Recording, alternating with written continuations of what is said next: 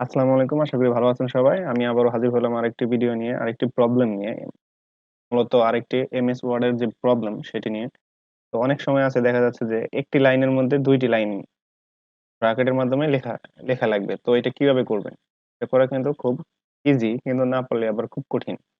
তো দেখেন, আমি যে এই যে ইয়েলো যে করছি, যে হাইলাইটার দিয়ে রাখছি, তো এটি দেখেন। একটি লাইনে মূলত একটি লাইনের মধ্যেই কিন্তু ২ টি লাইন চলে আসছে ছোট করে। তো এটি কিভাবে করবেন সেটি আপনাদের আজকে দেখাবো। তো চলুন শুরু করা যাক।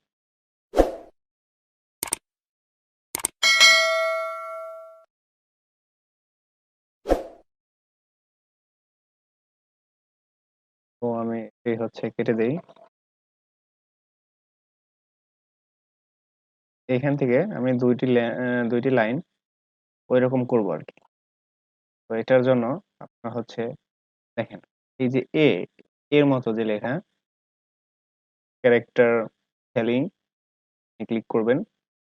ক্লিক করার পর দেখেন 2 লাইন যেখানে এখানে ক্লিক করবেন। এখানে ক্লিক করার পর এখানে টিক দিয়ে দিবেন। দেওয়ার পর ওকে করে দিবেন। ওকে দেওয়ার পর দেখেন এরকম কিন্তু হয়ে গেছে। এটার আমি হাইলাইট করার জন্য এখানে ইয়েলো করে দিলাম, যাতে আপনারা বুঝতে সুবিধা হয় বা আপনারা দেখতে সুবিধা হয়।